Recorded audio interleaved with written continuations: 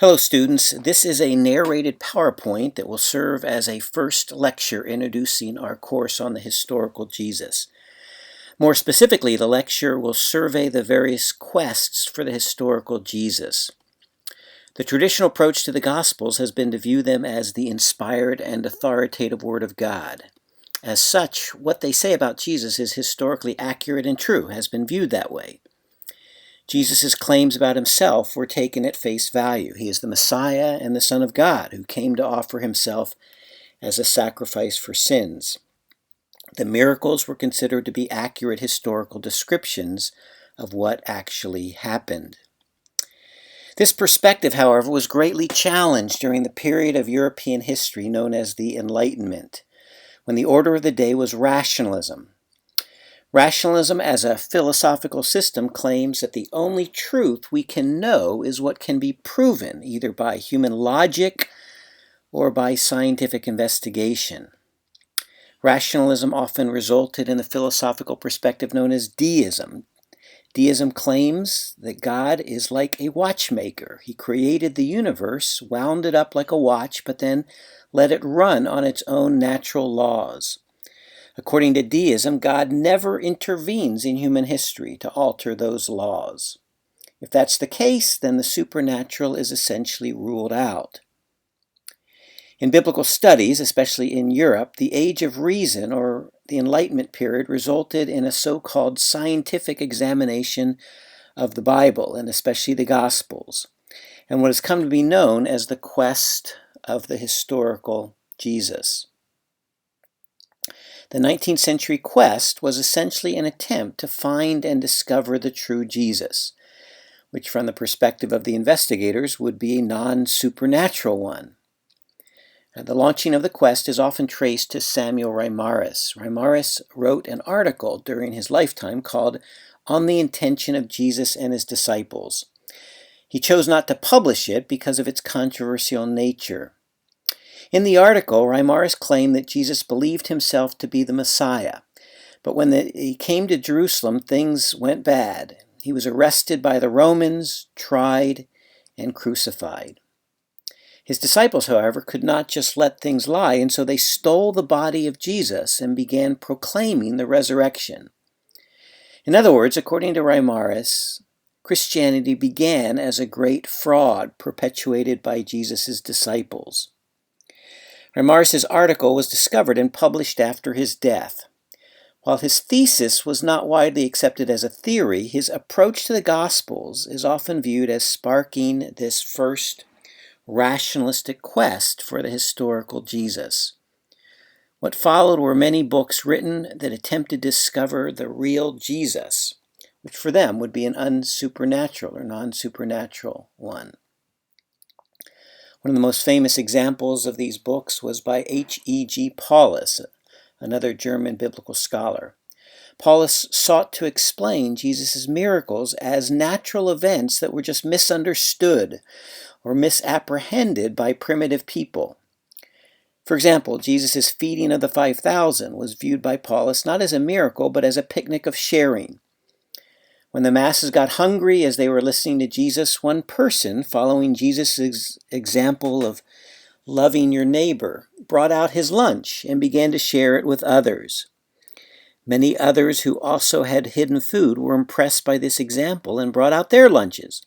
Suddenly, what seemed to be a place without resources became a great picnic of sharing, viewed as a miracle in later tradition. Another example of this is Jesus' walking on water. According to Paulus, Jesus never actually walked on water, but his disciples likely saw him walking by the seashore with his feet shrouded in mist, and they thought he was walking on water. These kinds of naturalistic explanations were commonplace in the first quest, this rationalist quest for the historical Jesus.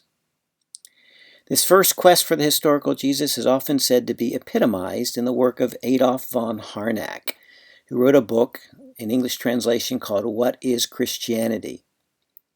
In it, he described a thoroughly rationalistic Jesus who preached a sentimental message of the fatherhood of God, the brotherhood of all humanity, and the eternal value of the human soul. The first quest really came to its end with the work of Albert Schweitzer, who in his work, The Quest of the Historical Jesus, pointed out that these 19th century writers had really just produced a Jesus in their own image. Jesus essentially became just like them, a gentle, caring 19th century philanthropist, calling people to love God and love one another. Schweitzer himself claimed that the New Testament actually revealed a very different Jesus. Jesus was not a 19th century philanthropist. He was a wild-eyed apocalyptic prophet, proclaiming the soon end of the world. Schweitzer claimed that at first Jesus himself thought that a messianic figure known as the Son of Man, a figure found in Daniel's prophecies chapter 7, that the Son of Man would be coming to establish God's kingdom. Yet when no Son of Man arrived, Jesus decided that he himself was called by God to be the Son of Man. He went to Jerusalem to claim his throne. The story, however, ended in tragedy as Jesus was arrested by the Romans, tried, and crucified. From Schweitzer's perspective, that's basically the end of the story. But by showing that those before him had really just created Jesus in their own image, Schweitzer discredited the work of these 19th century rationalists and prompted the decline of this first quest for the historical Jesus. What followed has sometimes been called the period of no quest, or the rise of historical skepticism. The most important figure of this period was Rudolf Bultmann, the most influential European New Testament scholar of the 20th century. Bultmann expressed extreme skepticism concerning the historical Jesus, saying we could know almost nothing about who Jesus really was. Bultmann himself adopted a perspective very much like Albert Schweitzer, that Jesus was an eschatological or apocalyptic prophet, expecting the soon end of the world, and that his ministry ultimately ended in tragedy. To understand Bultmann's perspective, I want to go back a bit and look at some of the key influences that shaped his views. This will give us some background to much of the material we're going to cover in this class. So this is some of the background to Rudolf Bultmann and this radical quest for the historical Jesus. The first figure is David Friedrich Strauss, my namesake. Early in the days of the first quest, Strauss wrote a controversial book, translated into English as The Life of Christ Critically Examined. The book was actually so controversial in Strauss's day that he was fired from his teaching position.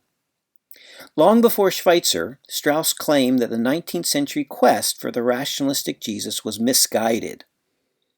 It's crazy, he said, to think that the miracles were just misunderstandings or misapprehensions by primitive people.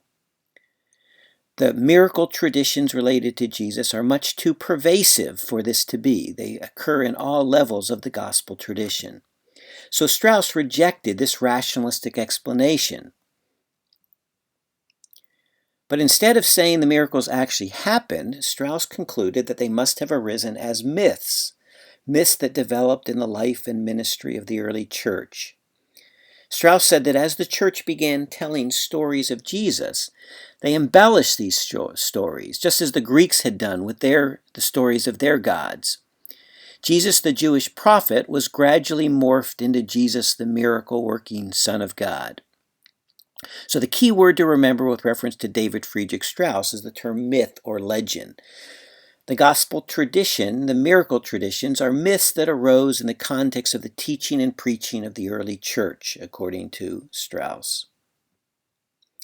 A second figure you should know who profoundly influenced Bultmann and the age of skepticism was William Rada. Rada wrote a book called The Messianic Secret in Mark. He pointed out a phenomenon that occurs throughout Mark's gospel, where Jesus repeatedly silences people about his messiahship. He tells those who are healed not to tell anyone about it. He silences demons who proclaim that he's the Son of God. And when Peter confesses Jesus is the Messiah, Jesus tells his disciples to keep quiet about this, not to tell anyone. Reda argued that this messianic secret was in fact a propaganda ploy by Mark himself. According to this view, Mark had very little evidence that Jesus claimed or ever claimed to be the Messiah. This, according to Reda, was because Jesus never in fact made the claim to be the Messiah. But Mark believed Jesus was the Messiah, and so he covered up this unmessianic life by drawing on a motif that he had found in his sources, this motif of the messianic secret. He said that Jesus knew he was the Messiah, but kept this messianic identity a secret. We don't have much information that Jesus was the Messiah because, in fact, he never claimed to be, according to Reda. Now, Reda's view is not widely accepted today. For one thing, it simply doesn't work. If you read through the Gospels, almost whenever Jesus calls people to be silent, they instead go out and proclaim the message. In other words, the secret is constantly broken. So it doesn't fulfill the role that Reda claimed, which was to keep the messiahship of Jesus a secret. It's more a messianic revelation than a messianic secret. But while Reda's view has many significant flaws, his work really had a profound impact on gospel studies methodologically, all that followed. It set off a flurry of research which claimed that the gospel writers were not so much historians as theologians. We could even say not just theologians, but propagandists. They were creative theologians who freely edited the Jesus tradition to emphasize who they believed Jesus to be. This focus on the Gospels as theology and apologetics rather than as history has dominated critical research into the historical Jesus ever since. So Reda is extremely significant, claiming the Gospels are theology, not history. A third figure we need to take into account in the historical quest for Jesus is Johannes Weiss. Weiss heavily influenced both Albert Schweitzer and Rudolf Bultmann. Weiss criticized the 19th century first quest because these scholars turned Jesus into a 19th century philanthropist, instead of viewing him in his own historical context. Weiss claimed that Jesus was a product of his world, and that was the apocalyptic Judaism of his day. Jesus, according to Weiss, believed himself to be an apocalyptic prophet, proclaiming God's soon intervention to save the righteous and to judge the wicked.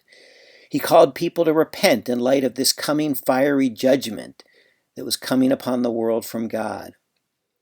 When Jesus tried to force God's hand by going to Jerusalem and challenging the powerful authorities there, he was arrested and crucified. Ever since the time of Weiss, this perspective of Jesus as an apocalyptic prophet has been a dominant one in gospel scholarship. A fourth important background topic we need to take into account is not just an individual, but a movement of the 19th and 20th century. It became known as the History of Religion movement, or in German, the Religionisgeschichte Schule. This school of thought claimed that religion should be studied as evolutionary history that moved from the more primitive to more advanced religious ideas. What started off as animism, which means spirits indwelling all things, gradually developed into polytheism, that there were many, many gods in the world, which ultimately developed into monotheism, that there is one true God. So there was an evolutionary development of simple religion into more complex. According to the History of Religion school, most of the ideas of Christianity developed from other religious traditions. So for the example, the resurrection of Jesus was in fact based on the myths of dying and rising gods found in the Greco-Roman mystery religions.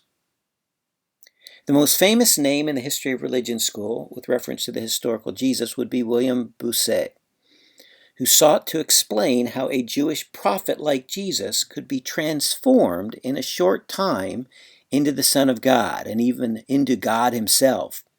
Bossuet claimed that this transformation took place as Christianity spread outside of Judaism into the Greco-Roman world with its many gods and goddesses. These gods were often called lords, And so when Jesus began to be called the Lord by his followers, in the Greco-Roman context, this gradually morphed into viewing him as a divine being. This was the history of religion school, the gradual evolution of religion, where Christianity developed from other religious traditions. A fifth and final figure I want you to consider is Martin Kahler. Like many of these others, Kahler rejected the rationalistic attempts to reconstruct a non-supernatural Jesus, part of the first quest for the historical Jesus. Kahler claimed, however, that this kind of historical reconstruction was simply impossible based on the shortage of evidence that we have available to us. We simply can't know much about the historical Jesus. The only Jesus we can know is the Christ of faith, worshipped and revered in the church. Kahler therefore distinguished between two German words. He distinguished between history, which in German means history, that is, what actually happened in space and time. The second word was Heilsgeschichte, which means interpreted history, or history as understood as the actions of God. What we have in the Gospel, said Kahler, is not history, but Heilsgeschichte. History is viewed through the lens of God's actions in life and the world. We can know almost nothing about actual history, because that's shrouded in the past. We can instead know how the church understood and interpreted who Jesus was, the Christ of faith rather than the historical Jesus. All of these individuals and movements heavily influenced Rudolf Bultmann. Like Kahler, he drew a strict distinction between the historical Jesus, about whom we can know almost nothing, and the Christ of faith who is represented in the Gospels. Like Schweitzer, Albert Schweitzer, he rejected a domesticated modern philanthropist view of Jesus. Like Weiss, he viewed Jesus as a wild-eyed apocalyptic prophet. Like Reda, he viewed the Gospels as theology or propaganda, not as history. Like Strauss, this theology was overlaid with layers of myth, which must be peeled back, or as Bultmann said, demythologized, in order to find the true Jesus. For Bultmann, the Christ of faith is not the real Jesus. The Christ of faith is the figure who arose in the preaching of the early church. So again, to summarize Bultmann's view, a strict distinction between the historical Jesus and the Christ of faith. The Christ of faith, not the real Jesus, arose in the context of the preaching of the early church, and so we can know almost nothing about the historical Jesus. Bultmann's work had a profound influence on all scholarship that followed. But for some of his disciples, Bultmann went too far. Some of his students asserted that if we give up on the historical Jesus, if we give up any connection to actual historic Christianity, we really lose any significance for Jesus. And so in the 1950s, a new movement was launched that came to be known as the New Quest, or the second quest for the historical Jesus. The specific launch of the New Quest is often identified with a lecture given by Ernst Käsemann, one of Bultmann's students, at a reunion of Bultmann's students. Käsemann's paper was entitled The Problem of the Historical Jesus, and it claimed that in fact we can know some things about the historical Jesus. What followed was a flurry of new research on the historical Jesus. Yet what did not change was that many of the researchers held basically the same presuppositions as Bultmann and those who came before him. These were for the most part liberal European and American scholars who held the same basic methodological stance as Bultmann. Some of these are included here: an anti-supernatural worldview and an existentialist philosophical stance. They viewed the Gospels as theological rather than historical documents. They viewed the early church as a highly creative community that really freely created stories about Jesus. They had this strong dichotomy between the Jesus of history, about whom we can know very little, and the Christ of faith, who was worshipped in the church. They also identify the Gospels as having been written quite late, far removed from the eyewitnesses, and the result of a long developmental process of myth-making and legend-building. The results of the new quest did not get much beyond the period of no quest. A small core of traditions were viewed as authentic. Jesus was again generally viewed as an apocalyptic or eschatological prophet who in the end tried to bring about the kingdom of God but failed. In closing, I want to mention one other group known as the Jesus Seminar, because in many ways they really inherited much of what Bultmann and these others had developed in terms of their theology. The Jesus Seminar was founded in 1985 by Robert Funk and John Dominic Crossan. The Jesus Seminar claimed that these were, the members of the Jesus Seminar claimed that they were essentially objective scholars, and that the church had over the years duped the people of God, the Christians, into believing that we know far more about the historical Jesus than we actually do. So the goal of the Jesus Seminar was to set the record straight about Jesus, to tell the church the truth about what scholars really know about Jesus. The Jesus Seminar had a strange method of voting, at the beginning anyway. They would give papers at conferences and where they would gather, and then they would vote on Jesus' words, to vote whether or not Jesus actually said particular words. They had a strange method of counting the votes. They would take beads, red beads, if they believed Jesus actually said what was stated in the Gospels, read to kind of mimic and mock the red letter editions of the Bible. They put a pink bead, not quite red, in if they thought it was something like Jesus but wasn't really something he actually said. They put a gray bead in if they thought it probably was not Jesus after all, but might be somewhat similar to what he said. And they would put a black bead in if they thought that it was in fact not a saying of Jesus at all and disconnected from him. In general, the Jesus Seminar started with the same basic presuppositions of Bultmann and other radical critics. That is that the Gospels are primarily theological propaganda, not history. Also a presupposition of anti-supernaturalism, that miracles do not occur, and so the Gospel miracles must be explained as something else. In terms of the sources they use, they don't give as much credibility to the four Gospels. Instead, they often tend to choose sources such as the hypothetical saying source known as Q, the Gnostic Gospel of Thomas, and other apocryphal sources. In the end, the Jesus Seminar found and claimed that only about 15 to 18% of the sayings and deeds of Jesus, in fact, were what he said and did. The majority perspective on Jesus, the portrait, was that he was a cynic-like countercultural peasant teacher, certainly not claiming to be the Messiah, certainly not claiming to be the Son of God. Their main works published were first of all, the five Gospels. That was on the sayings of Jesus. The five Gospels refers to Matthew, Mark, Luke, and John, and the Gospel of Thomas, which, as I said, they refer to as a legitimate source for the sayings of Jesus. Then the second volume, the Acts of Jesus, was their voting on the deeds or actions of Jesus in addition to the sayings. So we could say that the Jesus Seminar is sort of the culmination, in the early 1990s especially, of the radical skepticism of Rudolf Bultmann and others who followed him. So we've looked at the first quest, the rationalistic quest for the historical Jesus, the second quest or new quest. Some scholars have spoken about a third quest. N.T. Wright coined the term, the third quest for the historical Jesus, using that term to describe more recent historical Jesus research that's somewhat more positive than these radical rejections of most of what Jesus said and did. Some of the characteristics of the third quest are described in your book. There's a sidebar on them. The third quest has been sparked by new discoveries, such as the Dead Sea Scrolls and the implications of those for what Judaism was like in the first century.